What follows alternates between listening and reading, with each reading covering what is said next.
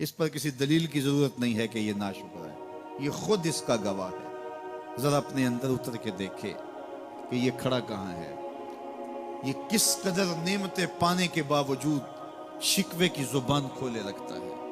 یہ ناشکرہ ہر وقت اس کی نعمتوں کی ناشکری کرتا رہتا ہے۔ جتنی نعمتیں اس کو عطا کی، اس کو تو ہم نے جو چمکتی روشن آنکھیں دی ہیں، اس کو بولتی زبان بخشی ہے، خوبصورت چہرہ دیا ہے، قد رانا بخشا ہے، اس کو دماغ دیا ہے، دماغی قوتیں عطا کی ہیں، اور اس کو سننے والے کان دیے، اس کی زبان پہ ذائقے رکھ دیے، نظام انہضام، نظام تنفس، کیا کیا نہیں سے عطا کیا، لیکن ہر وقت یہ ناشکری کے کلمات ہی بولتا رہتا ہے۔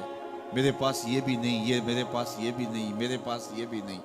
دیکھیں اس کے پاس کیا کیا اس کے مالک نے عطا کیا۔ تو یہ ہر وقت ناشکری، اور پھر جوں جوں ہم قیامت کے قریب ہوتے چلے جا رہے ہیں، ناشکری بڑھتی چلی جا رہی ہے۔ میں کوئی بہت لمبی عمر نہیں رکھتا، لیکن مجھے آج سے 35 سال پہلے کے حالات کی ہوش ہے، اور جو میرے سے زیادہ عمر میں ہیں وہ اس سے پہلے کے حالات جانتے ہیں۔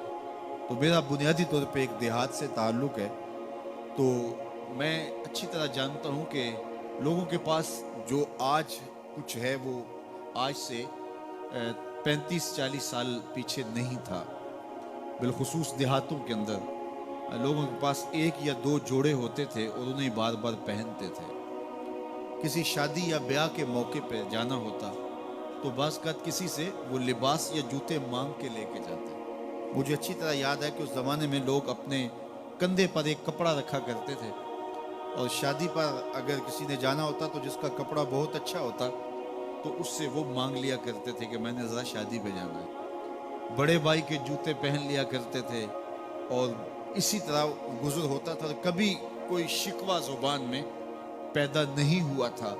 اور لوگوں کے شکستہ سے کچے گھر ہوتے تھے، اور گھر کے صحن میں ایک درخت ہوتا تھا، دوپہر وہاں کاٹ لیتے تھے۔ اکثر لوگ دوپہر کا کھانا تیار نہیں کرتے ہوتے تھے، دودھ پی کر کے ہی گزارا کر لیتے تھے۔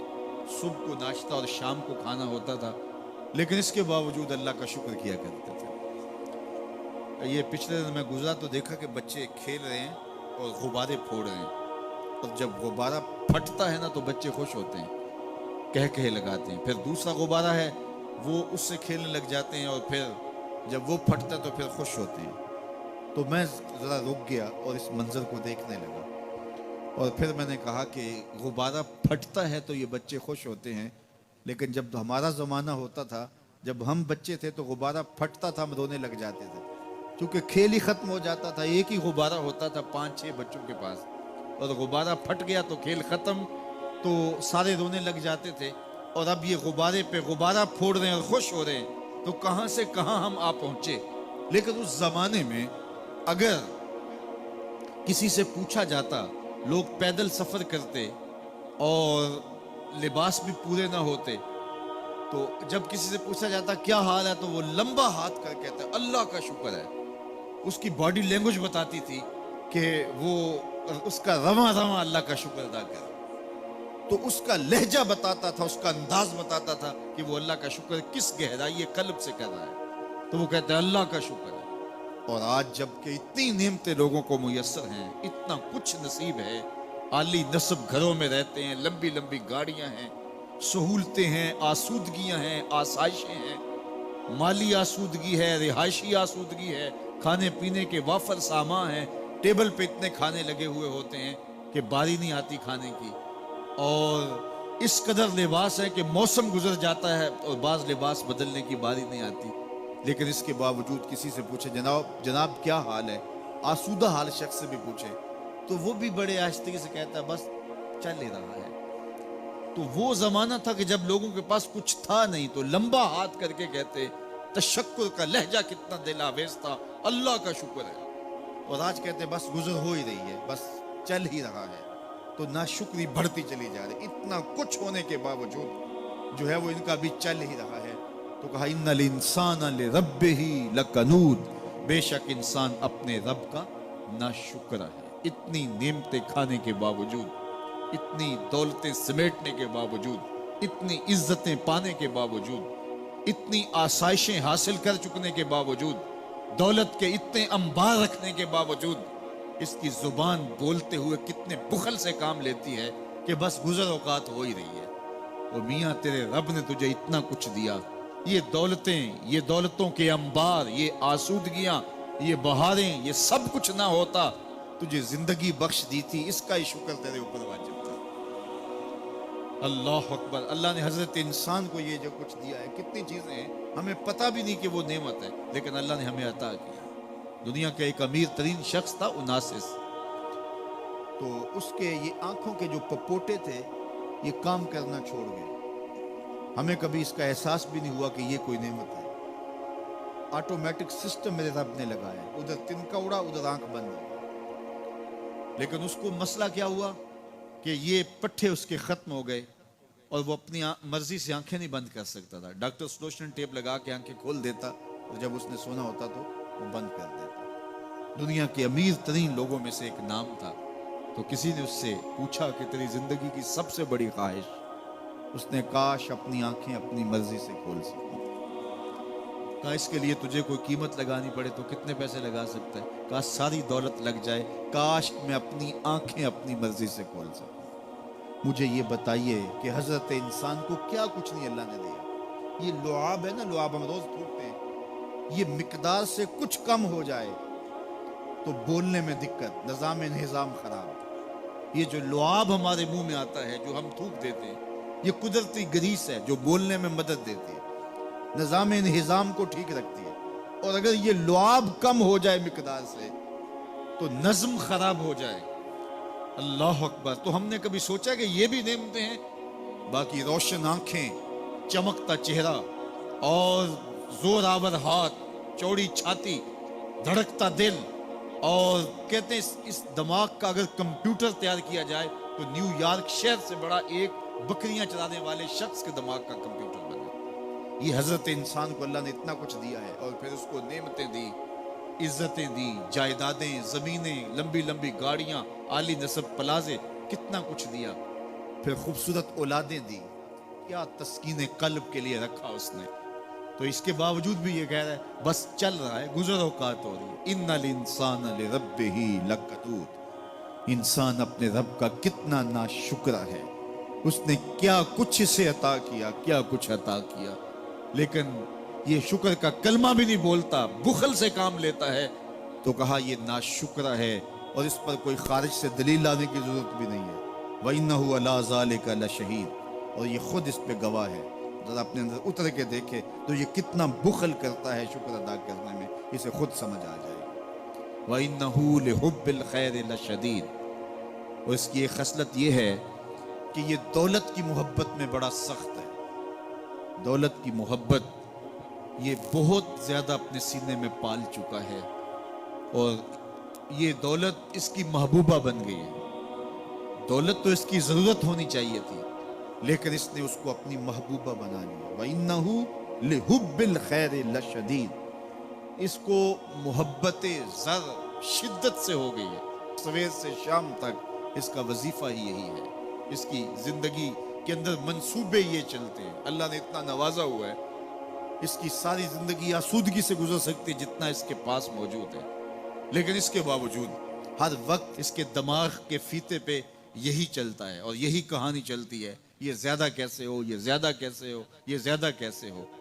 اس اضطراب نے اس کو بے چین کر دیا ہے، اور خواہش زر نے، حوث زر نے اس کا چین چھین لیا ہے، اور اتنی محبت جاگزی ہوگی اس کے دل میں کہ اللہ کی محبت کے لیے اس کے دل میں جگہ ہی نہیں بچی۔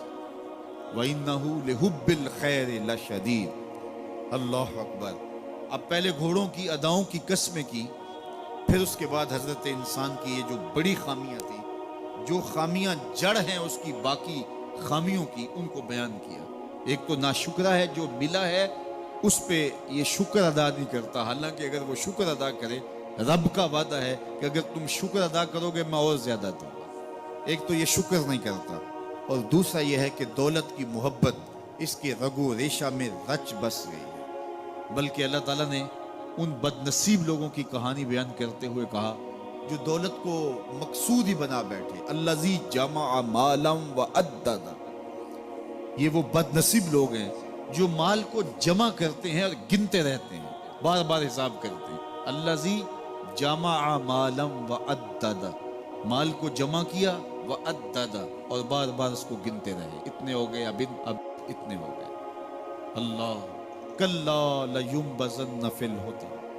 پہلے شرف میں الذی جمع مالا وعدد یحسب ان مالہ اخلد. یہ گمان کرتے ہیں کہ ہمارا مال ہمیں لافانی کر دے گا, مال کی کثرت سے ہم محفوظ ہو جائیں گے اور ہمارا کچھ نہیں بگڑے گا. دولت اتنی ہوگی تو ہم ہر طرح سے حفاظتوں کے ساتھ میں آ جائیں گے, ہمارا مال ہمیں لافانی کر دے گا. یحسب ان مالہ اخلد. اللہ تعالیٰ نے فرمایا کلا, ایسا ہرگز نہیں ہے. یہ تمہاری بھول ہے کہ مال تمہیں لافانی کر دے گا, مال تمہیں مرنے نہیں دے گا, مال تمہیں محفوظ کر دے گا. کلا, ایسا ہرگز نہیں ہے. بلکہ کیا ہے, لَيُنبَذَنَّ فِي الْحُطَمَةِ, ہم تمہیں پکڑ کے آگ میں ڈال دیں گے.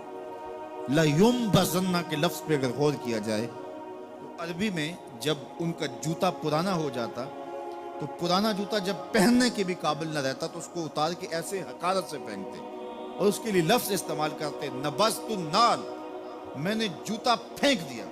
وہ جوتا جو پاؤں میں ڈالنے کے بھی قابل نہ رہے اور اتنا پرانا ہو جائے کہ اس کو اب جو ہے وہ مزید مرمت بھی نہ کروانا ممکن ہو, تو اس کو پھر پھینکا جاتا ہے اور پھر اس کو وہ حقارت سے پھینکتے ہیں اور وہ جوتا چلتے ہوئے تنگ کرتا ہے تو پھر اس کو اتار کے حقارت سے رب پھینک دیتے ہیں. تو اس کے لیے لفظ بولتے ہیں نبذت النال, میں نے جوتا پھینک دیا.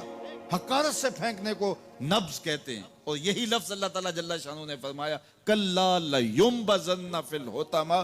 اے اہل عرب, جس طرح تم جوتا پرانا حقارت سے پھینکتے ہو, ہم حقارت سے تمہیں آگ میں ڈال دیں گے. کلا لینبذن فی الحطمہ. یہ ان مالداروں کی کہانی ہے جنہوں نے مال کو اپنا معبود بنا لیا, مال کو اپنا مقصود بنا لیا. مال مال مال, ہر قدر پامال کر دی, ہر قدر کی قربانی دے دی مال کے بدلے, اور مال ہی ان کا مقصود بن گیا. اور یہ سمجھے کہ یہ مال جو ہے وہ ان کو لافانی کر دے گا, ان کو مرنے نہیں دے گا, ان کے لیے حفاظتی حصار بن جائے گا. کلا لینبذن فی الحطمہ وما ادراک ما الحطمہ. اللہ فرماتا ہے جانتے ہو جس حطمہ میں, جس آگ میں تمہیں ڈالا جائے گا, وہ آگ کیا ہے؟ مل حطمہ, کیا تمہیں پتا ہے وہ حطمہ کیا ہے؟ پھر خود فرمایا نار اللہ الموقدۃ التی تطلع علی الافئدہ. یہ اللہ کی جلائی ہوئی آگ ہے جو دل کھا جائے گی, جو کلیجے چاٹ جائے گی.